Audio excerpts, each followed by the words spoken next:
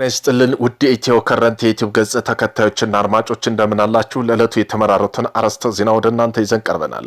በቅድሚያ ዋና ዋና አርዕስተ ዜናዎችን እንንገራችሁ። የሱዳን ፈጥኖ ደራሽ ጦር ቀጠናውን እየረበሸ ነው ሲሉ የጎረቤት ሀገር ኤርትራ ፕሬዝዳንት ኢሳያስ አፈወርቂ ተናግረዋል።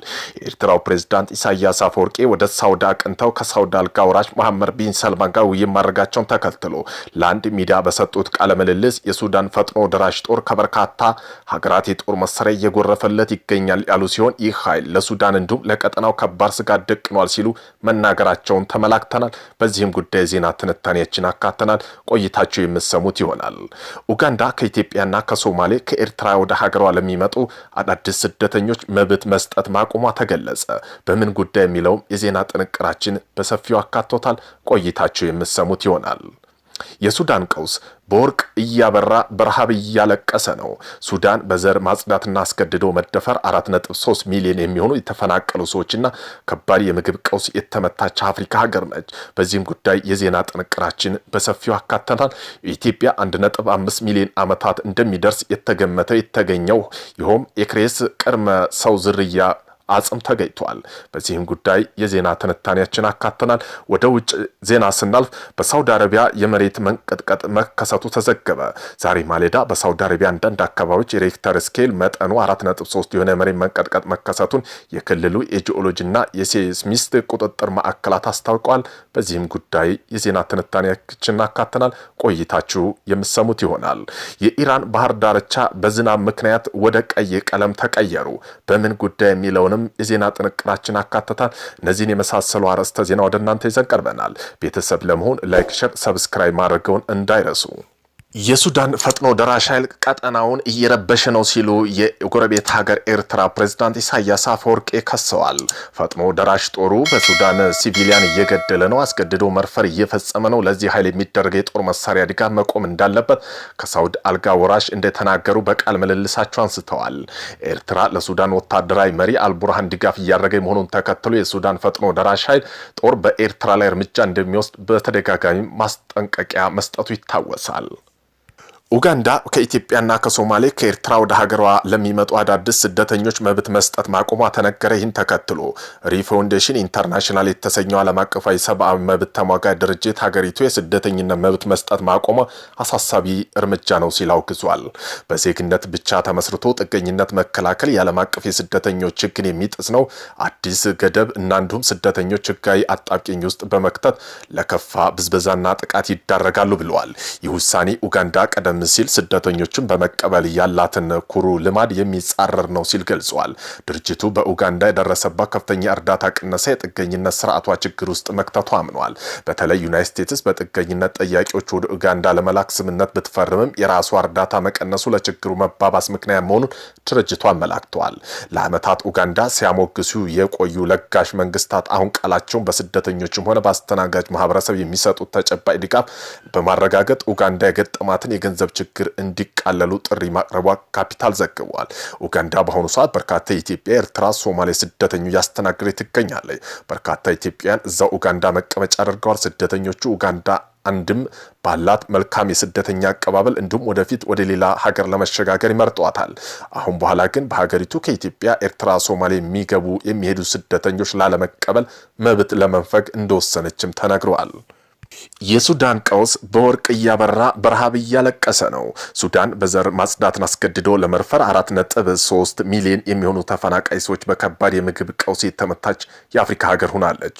በሱዳን ባለው የዘለቀውና የእርስ በርስ ጦርነት ምክንያት ቢያንስ 150 ሺህ ሰዎች ተገድለዋል።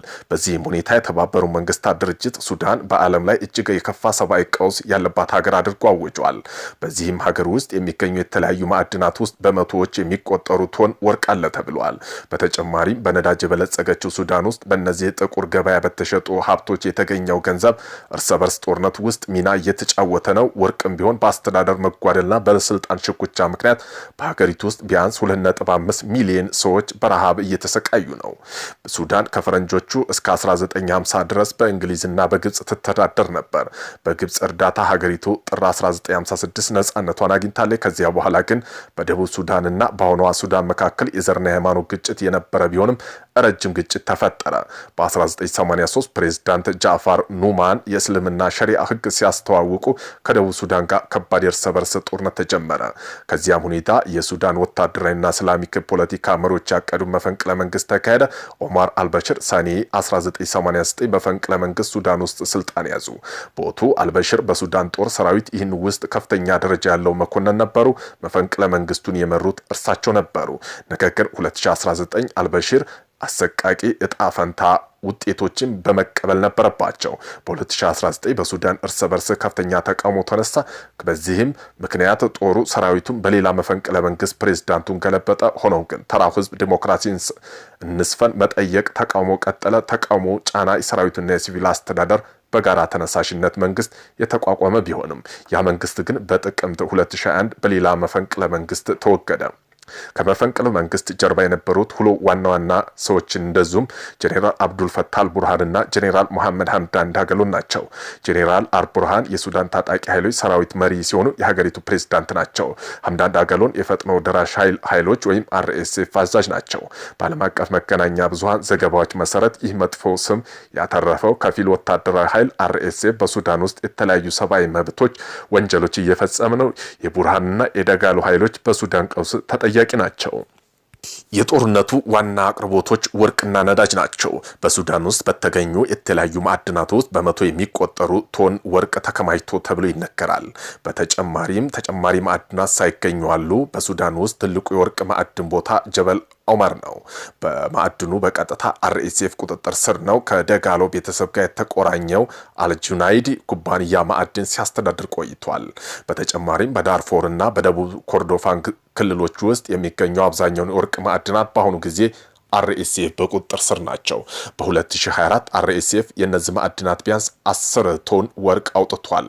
የገበያ ዋጋው 860 ሚሊዮን የአሜሪካ ዶላር ነው። ሁለቱም ትልልቅ ገዢዎች የተባበሩት አረብ ኤምሬትና ግብጾች ናቸው።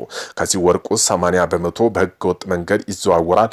ለህገወጥ ዝውውር በጣም የታወቀው መንገድ ከዳርፉር ድንበር ክልል ወደ ግብጽና በኢትዮጵያ በኩል ነው።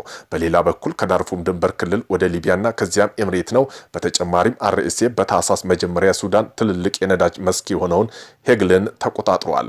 ዜጎችን ለመግደል እየዋለ ያለ የጦር መሳሪያ በወርቅና በነዳጅ ገንዘብ እየተገዛ ነው። አስከፊው የሰብአዊ መብት ቀውስና የዋጋ ግጭቱ በመላው ሱዳን 150 ሺህ በላይ ሰዎችን ገድሏል። ረሃብ በሀገሪቱ ተስፋፍቷል።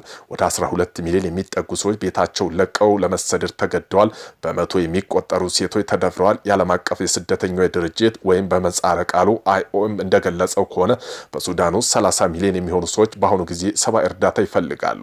ከነዚህም 9.6 ሚሊዮን የሚሆኑ በውስጥ ተፈናቃይ ሲሆኑ 4.3 ሚሊዮን የሚሆኑት ደግሞ ወደ ጎረቤት ሀገሮች ተሰደዋል። በተጨማሪም 700 ሺህ በላይ የህፃናት ከፍተኛ የተመጣጠነ ምግብ እጥረት እየተሰቃዩ ሲሆን ከ2.4 ሚሊዮን በላይ ሰዎች ደግሞ የረሃብ አደጋ ተጋርጦባቸዋል። ጦርነቱ ከተጀመረ ወዲህ የሱዳን ፓውንድ ያለማቋረጥ ዋጋ እየቀነሰ ነው። በ2025 የሀገሪቱ ዋጋ ግሽበት 113 በመቶ ደርሷል። ዩኒሴፍ ባለስልጣን ቴድ ቻባን እንደተናገሩ ከሆነ በችግሩ በከፋ ሁኔታ የተጎዱ ህጻናት ናቸው። ወደ 1.4 ሚሊዮን የሚጠጉ ህጻናት በረሃብ ስጋት ውስጥ ሲሆኑ 14 ሚሊዮን የሚሆኑ ደግሞ ከትምህርት ገበታ ውጭ ናቸው። ይህም በሱዳን ውስጥ ካሉ ህጻናት 4/5ኛው ነው ሲሉን ገልጸውታል። በሰሜን ዳርፎር ብቻ በዚህ ዓመት 150 ሺህ ህጻናት በከፍተኛ የተመጣጠነ ምግብ እጥረት እየተሰቃዩ ነው ተብሏል። አረቢያ የመሬት መንቀጥቀጥ መከሰቱ ተዘግቧል። ዛሬ ማለዳ በሳውዲ አረቢያ አንዳንድ አካባቢዎች የሬክተር ስኬል መጠኑ 4.3 የሆነ የመሬት መንቀጥቀጥ መከሰቱን የክልሉ ጂኦሎጂካልና የሴስሚክ ቁጥጥር ማዕከላት አስታውቀዋል። የመሬት መንቀጥቀጥ በዋነኛነት በሳውዲ አረቢያ ምስራቅ ግዛት ኢስት ፕሮቪንስ ወይም ግዛት ውስጥ የሚገኝ ሲሆን በዚህም አካባቢ ከፍተኛ ሁኔታ ተሰምቷል። እስካሁን ባለው መረጃ መሰረት በንብረትም ይሁን በሰው ህይወት ላይ የደረሰ የከፋ ጉዳት አለመኖር ባለስልጣን አረጋግጠዋል። ንዝረቱ በሬክተር ስኬል 4.3 ነው የተመዘገበ ሲሆን ይህም በመካከለኛ ደረጃ የሚመደብ መሆኑን ተነግሯል። ባለሙያዎች እንደሚሉት ከሆነ እንዲህ አይነት ንዝረት በአጭር ጊዜ የሚቆይና አደገኛ ጉዳት የማድረስ ዕድሉ አነስተኛ ነው ተብሏል። የሀገሪቱ ድንገተኛ አደጋና መከላከያ ባለስልጣን ሁኔታውን በቅርብ እየተከታተሉ ይገኛሉ። አንዳንድ አካባቢዎች የሚገኙ ነዋሪዎች ብለው ይፋ መረጃ እንደተከታተሉት ከሐሰተኛ መረጃ እንዲጠነቀቁም አሳስቧል። የኢራን የባህር ዳርቻ በዝናብ ምክንያት ወደ ቀይ ቀለም ተቀየሩ። ይህ ለውጥ የተፈጠረው የሆርሙዝ ደሴት አፈር አካባቢ ካላካ እየተባለ የሚጠራው ከፍተኛ መጠን ያለው የአይረን ኦክሳይድ መያዙ ነው። ካላካ ወይም ለረጅም ጊዜ በኪነ ጥበብና በምግብ ዝግጅት በቱሪዝም ጥቅም ላይ የሚውል ሲሆን አሁኑ በዝናብ ምክንያት ወደ አስደናቂ የጎርፍ ትዕይንት እንደተቀየረች የመገናኛ ብዙሃን